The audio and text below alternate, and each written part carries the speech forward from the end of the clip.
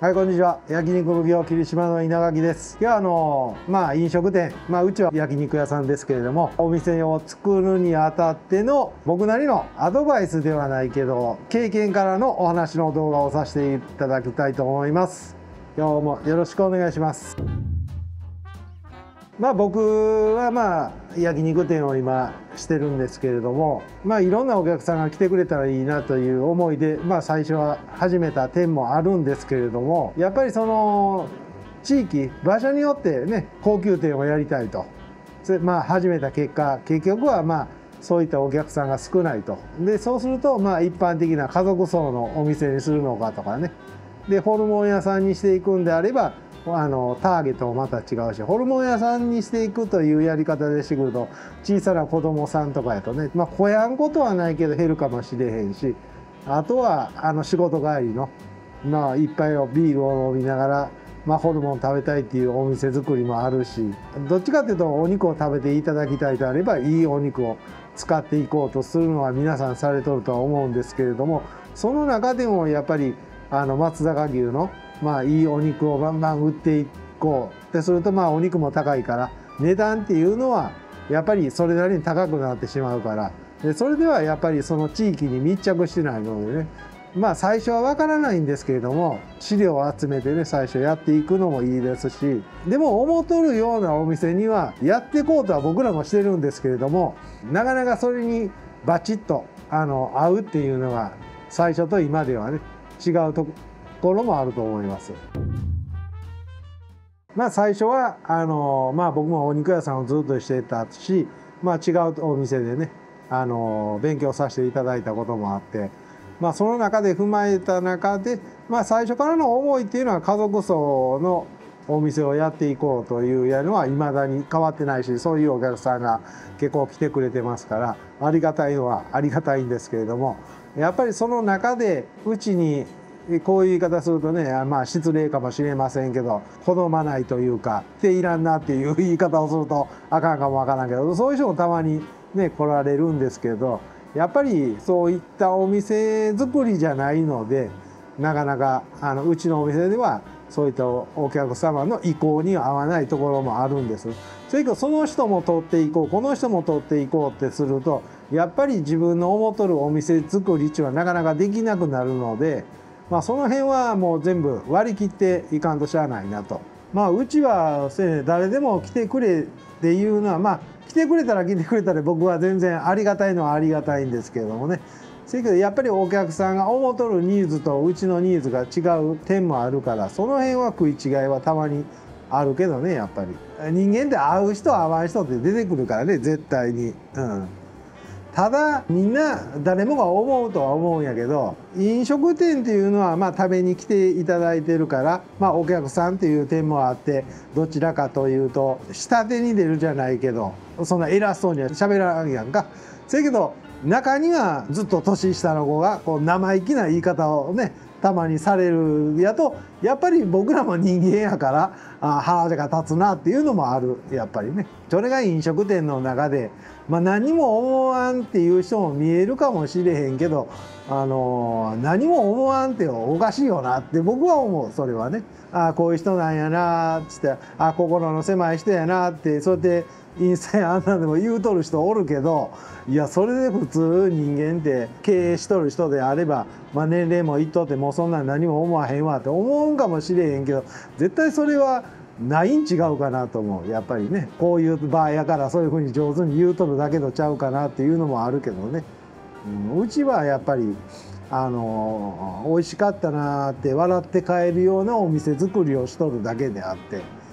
お客さんのニーズを全部受け答えようとは無理があるからしやんし、ただ楽しかったなって美味しかったなだけを求めとるだけやし、それがたまたま長いことお肉屋さんを僕をしてたから、こういう部分は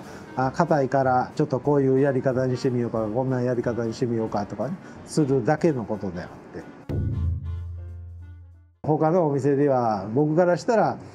そこの場所はちょっと硬い場所やから薄く切った方がええんちゃうかなと思う点が、逆にお肉のことをね知らんっていうわけではないけど、それを厚く切って出されとるお店もあるからすごいなっていうところもある。だから知りすぎるとね逆にやりにくいっちゅうところもある。自分がなんか心が痛いなみたいな。だからある意味知りすぎてもやりにくいと。どうしてもこういう場所は出さんどこやと思って、ね、出さんかったりするところもあるから、ある意味知らん方が得かなと思うところもある。全部が全部完璧な牛って当たる時もあるけど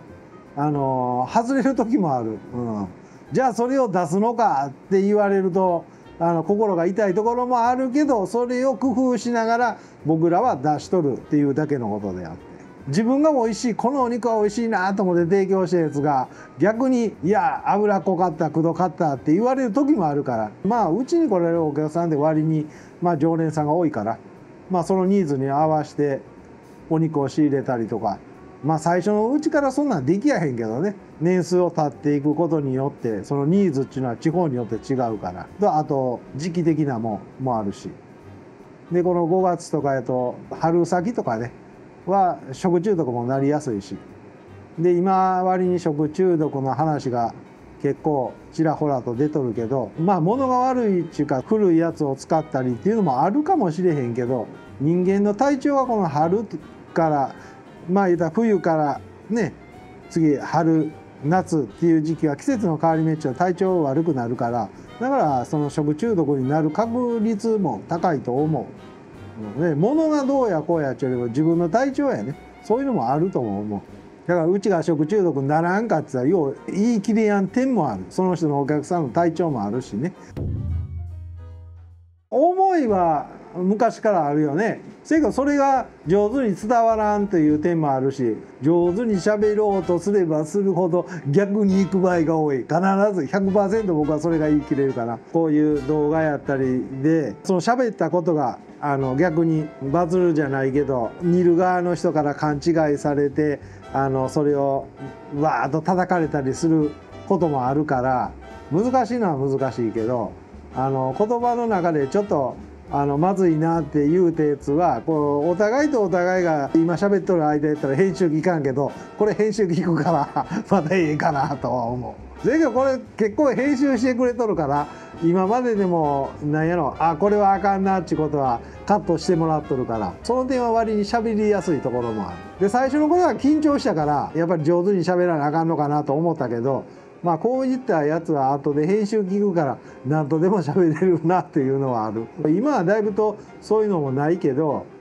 インスタライブはちょっと緊張するな。あれはな、喋ったらあかんことをポロッと喋ってしまう場合もあるかもわからないし、何気ない言葉がその聞く側の人によって腹が立つこともあるかもしれへんから、紙に書いてこう喋りながら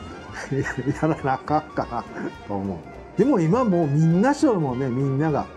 焼肉店だけじゃなくていろんなお店がねそれで認知されるようになって、宣伝費ってそんなにいらんし、ほらいっぱいバーってやっていこうとするんであれば宣伝費も結構かかるけど、でも一つだけするこれだけするっていうのはあんまりええことないから、するんやったら全部した方がええかなっていうのが僕の思いかな。今焼肉店をしてる中での今までの経験の中でのお話の動画になりました。今日もどうもありがとうございます。株式会社稲垣では飲食店向けの卸販売と他では教えてくれない仕入れやお店作りのアドバイスをさせていただいております。 LINE 公式アカウントで登録していただくとサービスの内容がご覧いただけますので、この機会にぜひお友達追加の方よろしくお願いします。何か聞きたいことがって言うとなんかわけのわからんコメントが来るんやな。これもなそういうのをそんなんやったらせんだらええやないかって言われる場合もあるしな、そういうつもりでやってへんねんけどな。